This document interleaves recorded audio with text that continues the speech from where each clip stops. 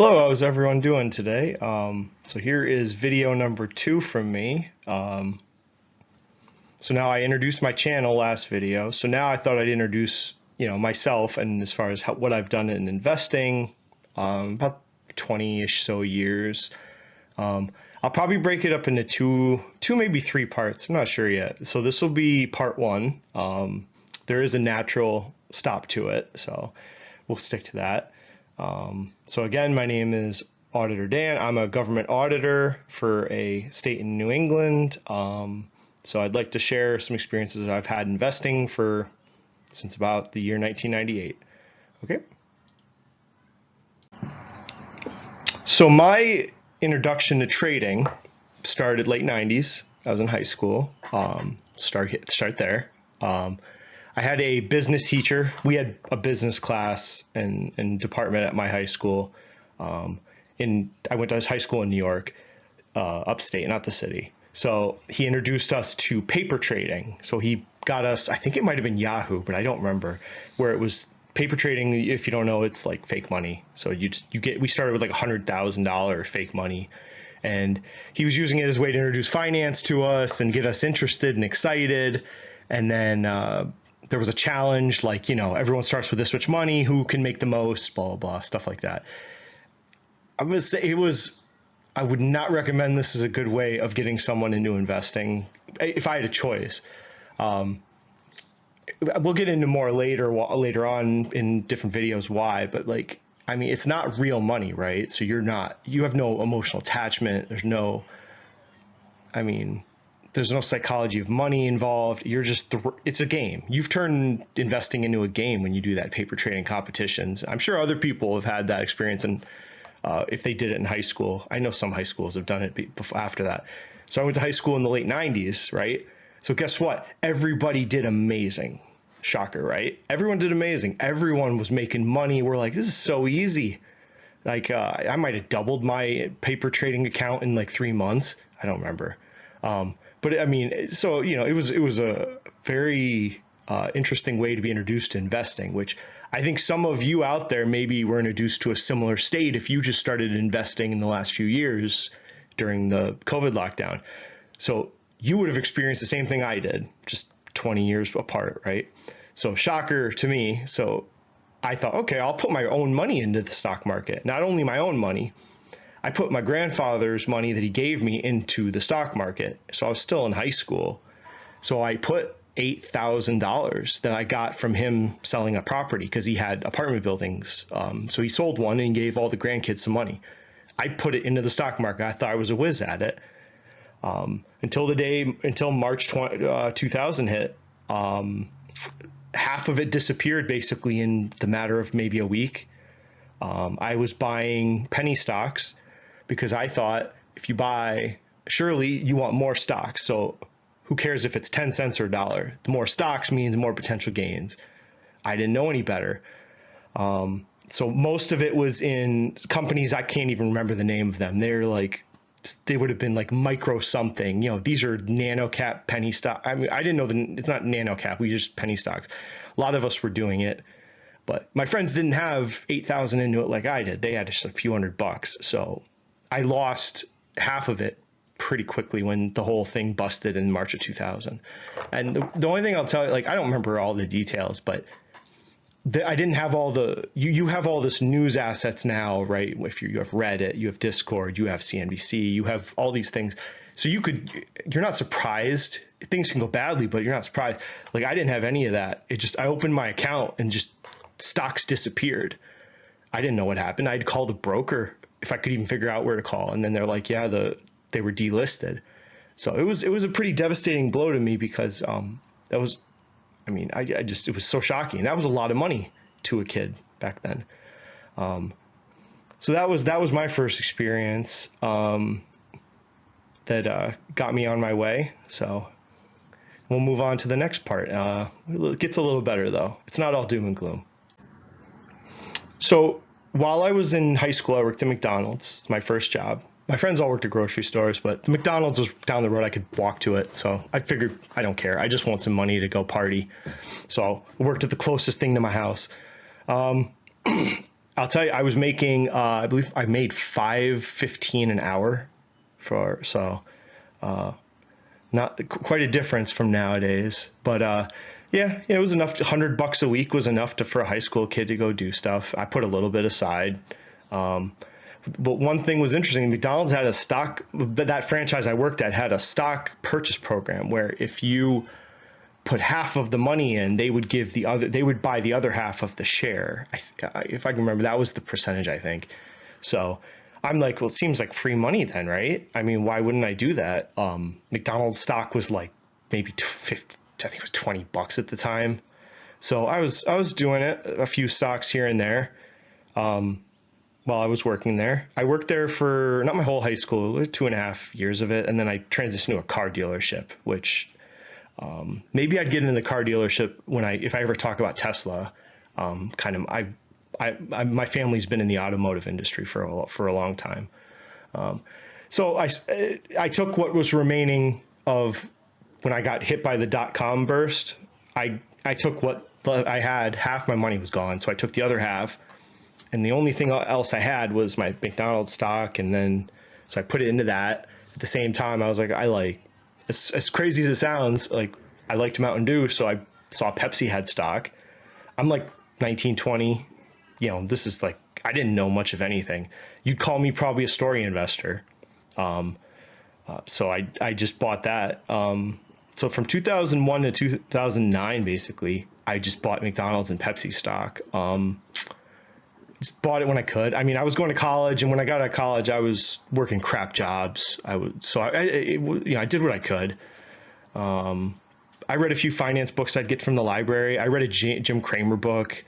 I didn't take investing seriously. I wasn't an accountant at this point. I went to college for a different degree, and I came out, thought I'd work like corporate. I worked at Pepsi. That was another reason I bought Pepsi stock too. I worked at Pepsi for a little bit after college. So at one of the bottling plants. So I was, I had a decent understanding of Pepsi and McDonald's. That's kind of where I landed in investing, because that's all I really knew after so forth. So, I mean, I didn't take it serious. I wouldn't call myself an investor. I wasn't serious about it. It just was something I did. It was a hobby. No big deal. So I wanted to recall, I was trying to pick my brain for something I did specifically that was degenerate, because I know I did stuff in that 2009 period. It wasn't all just rainbows, McDonald's and Pepsi. So this was definitely a learning lesson for me. So when Call of Duty 4 Modern Warfare came out, I was a big gamer, so it's not like it was unfamiliar. I was familiar with Call of Duty 1, 2, and 3. I knew all about them. I remember reading about projected sales. I was pretty aware of this game coming. It didn't come out of nowhere. I thought, okay, this thing's going to sell like $1 billion or something. I mean, surely this is going to, the stock's just going to freaking 3, 4, 5x. I'm just going to kill it, right? So I bought it. I'm not sure when I probably bought it in October of that year, a few weeks, maybe a month before the game got released. So probably around where I have the mark. And then the game gets released, and the game was killing it, and the stock goes down. And it's like, it crushed me, because I thought it was so obvious. I thought this was the trade. I'm like, this is my redemption. From that .com burst. And then you could see the second arrow. That's about where I sold it. I remember I only held it like maybe 3 weeks after the release, because I was so depressed that it just went down. So the funny thing is, I did not know, like, as soon as I sold it, I moved on. I don't think I even looked at the stock again until years later. And then I looked at the chart. I was right. Like, I was right. My research was right. I just didn't time it. If I had just held the damn thing for another 2 months, I was gonna make the money. So that's what they always say, like short-term trading. Yeah, you've got to have a thesis. You have to have the right thesis, but you got to time it, and you have to have perfect timing. I failed, but I was on the right track. So I took that lesson later on. So that was one. I don't really have too much else. Like the brokerage I use is gone, so I don't have like records from back then. But that was most of what I can remember. So I went to Afghanistan. I started the training up for Afghanistan, give or take. It was July of 2007. I got the call up with training on the state side, and they called me up beforehand because I'm an officer. So I was one of the officers of the company. So it was like July 07 all the way through February 09. So during that time, there's no investing. All I did was pay debt and put money in the bank. So then I get back in February of 09, and I was like, I knew the news over there. I was aware of the Great Recession going on. I mean, we had news feeds, so I knew what was going on at home. So I come home, I have no debt. I have a bunch of benefits from being deployed when I came back, and I had a big pile of money. So I went at it. I didn't have a job when I came back. I was on unemployment. So I thought this was the most obvious. I talked this through with my friend Andy. I'm like, this was the most obvious trade to me. I was like, the world's coming back from this huge recession. They're going to be building stuff. So Caterpillar. And then when you build stuff, what do you need? You need copper pipe and copper wire, all these things like that. So again, you could say, I mean, probably basically a story investor. Again, I'm not even an accountant at this point, so I'm still not an accountant. So a lot of my research would have been just like story-driven stuff. I wouldn't even call myself a dividend investor. So that's later on. So this was like I would say not even story. It was just an instinct play, really. And I finally, the redemption. This was my comeback from getting whacked in the .com bubble. I did not time the top and bottom. I don't want you to think that. So I just drew the arrows, but pretty close to the bottom on Caterpillar. I sold it before it topped that little peak. Freeport, I didn't. No, it had more to run, but I mean, these were like three or 5x trades for me, and I put a significant amount of my deployment money in these, and it felt, I can't even begin to tell you how it felt, because I felt like I got it back. Like it wasn't just that I got crushed by that one event. So it was amazing. I was so happy. I can't even begin to tell you, but this was very exciting. So this kind of, I would never call myself an investor before this. This was like what I would say was the start of me as the investor. So now we're at 2010. So I just made that big return. I didn't have a job. I was just like, whatever. I was adrift after deployment. Like a lot of people I deployed with, a lot of my private, like I was a logistics, I ran a logistics company. So we did like trucking supplies. I could do a video about deployment later if people really cared. It's fine. I'm not in the Army anymore. So this is kind of a good place to stop, because this is kind of where I started actually really taking this seriously. Actually, I started doing more research. Accounting school is just around the corner from 2010.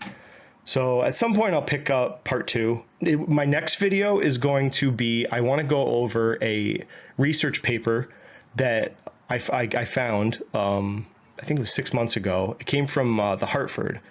And it talks about dividend investing in general, not dividend investing as a person, but like if you were to buy dividend stocks, how would they have performed over long periods of time? I want to go over that next. I don't want to just make it all about my sappy story. So we will continue. I will try and get that video out. That one probably won't be too bad. Maybe midweek I'll try and get that one out. So if you like, well, this isn't very helpful to you, this content yet, but I will try and get more useful content going as we start ramping up. And thank you.